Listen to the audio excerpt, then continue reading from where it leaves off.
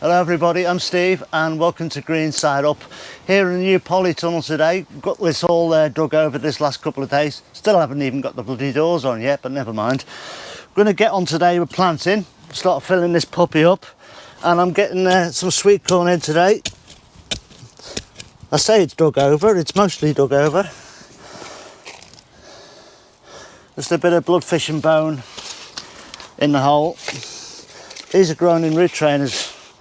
You can see what it does to the roots, straight down and out the bottom. Great little plants. And this is mini pop, a sweet corn variety. It gives you the little dwarf varieties of sweet corn. They're about this sort of long. And I'm just going to chuck them in the ground, green side up.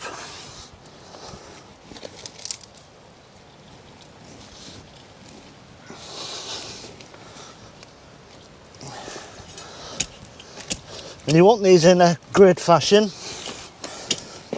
so that when the flowers come out the top, it pollinates them.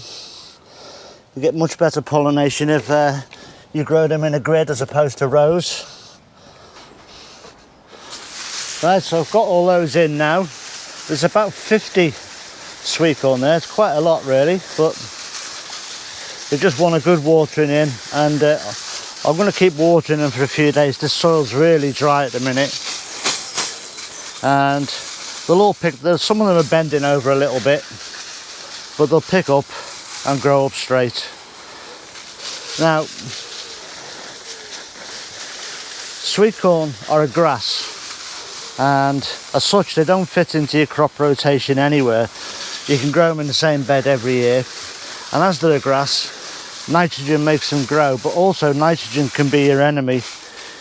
Too much nitrogen in your soil will make them grow side shoots, which will then detract from your harvest later on. So don't give them too much feed, and I wouldn't even think about giving them a nitrogen rich feed. A nice balanced feed like bloodfish and bone or grow meal in the planting hole, as I've done, and that's all they'll need.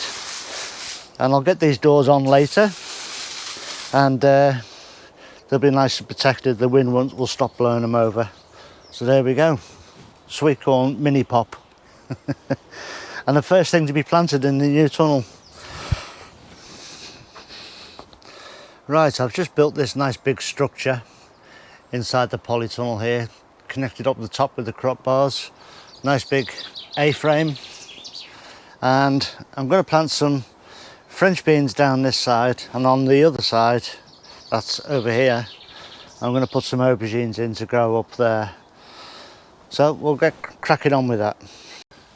Right, so I'm putting some climbing French beans in down here, and the variety, I've got two varieties actually there, but I'm only going to put the one in here, and then I'm going to put the rest of that variety elsewhere. Again, to run as a comparison. So I'm quite interested to see how this tunnel performs in relation to the light that I've got back here on this back part of the plot. So again, it's the same as usual. Dig a hole, bloodfish and bone in, plant out and in, and I'm going to put 2 plants per hole.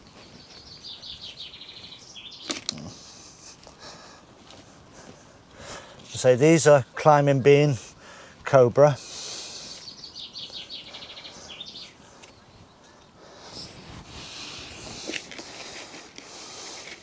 That one's broken.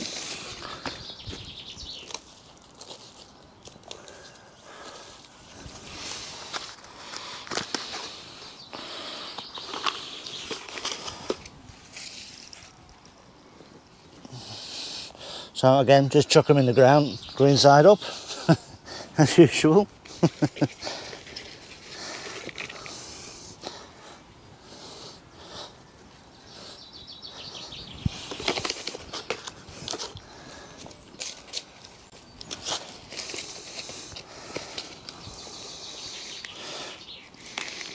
Now they are, say, a French bean.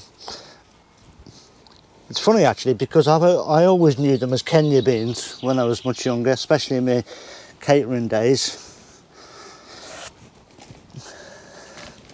But anyway, they do need heat to grow, so I'm guaranteeing them that heat as much as I can by growing them inside in the polytunnel.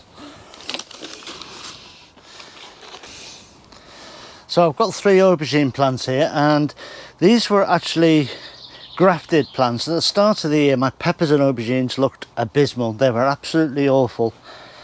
So I ordered some grafted aubergines. I couldn't get hold of any peppers, and then my peppers grew, and you'll have seen on a previous video they look magnificent now, so maybe I should have persevered with my aubergines too. But anyway, I've got these grafted ones, and I can't actually remember what variety they are now, but I'll find out and I'll flash it up on the screen about now. So there you go, now you know, and I don't. But I'm going to plant these, and they'll grow up the other side of this frame from the French beans are just planted on the other side, but they shouldn't shade out each other, because I'm only putting the 3 aubergine plants on this side, and I will side shoot them and keep them pruned so that they become a bit of a vine almost. Again, blood, fish and bone in each of the holes. Plant out. I'll tease some of these roots out, they're getting a bit pot bound, and then just plant them in. Nice and simple.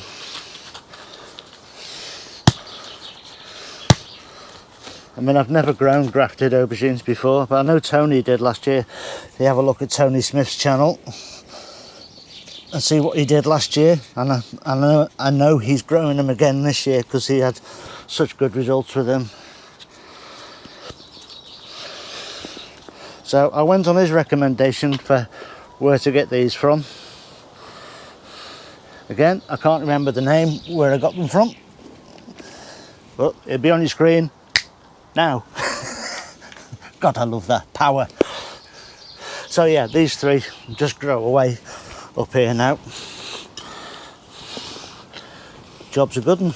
They just need a watering now, with the same with the beans. Good space for them to grow in, and the tunnel fills up a bit more.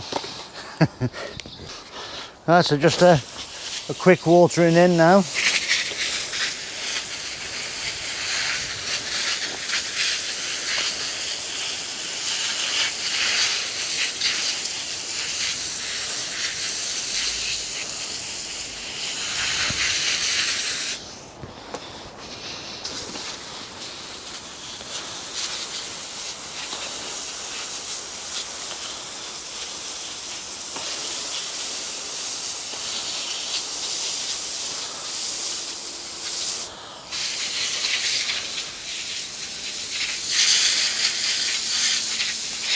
So they've had a good soaking in now. They shouldn't really need any feed for a good while yet. When they get up around here, I'll start to give them a comfrey feed, especially as the beans are starting to come,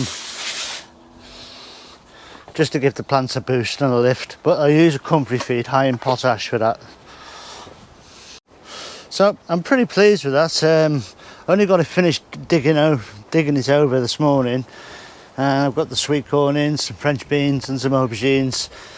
This bed's ready for the tomatoes. That'll be coming up in a day or 2. This central is going to be a walkway, a pathway obviously. We still need to get these doors on, probably get them on tomorrow. And sorry if this round and round is making you sick. But there we go. But I say they're the mini pop sweetcorn. We're going to have a look at the other sweetcorn now, the ones I've had in for a little while. So I've got the hot boxes here where I've got my sweetcorn in. I believe in growing them with protection around them to stop the wind blowing them around. They're like a big sail essentially once they get going. So I've always had better results, and the fact that I've got a lid on them is just because I built a lid for these hot boxes anyway. But we'll have a look in and I'll bring you a bit closer and you can have a look at the sweetcorn. You can probably see it from there. It's trying desperately to get out. So here we are, is the sweetcorn in situ, and it's the same in that box down there. And this is an F1 variety called Incredible. And I mentioned earlier about nitrogen and side shoots. If I get you in down there, you can see that side shoot down there. So that'll need to come off, because that'll just hamper the growth of the rest of the plant and the cobs. Got flowers just starting to come through in there, you can see as well. So yeah, they're all of a good height, nice and early in the season. So I think I'll put the lid back on for now, but they'll be coming off in a day or two. So there we go, Sweetcorn F1 Incredible. So that's it for me today. Glad to have finally got some plants in the polytunnel. We'll get some more in over the next couple of days. And you've seen sweetcorn that's gone in just now, and the sweetcorn that's been in for a few weeks now. So there we go, that's it. Look after yourselves, everyone. Stay safe, and I'll see you all very, very soon. Ta-ra now.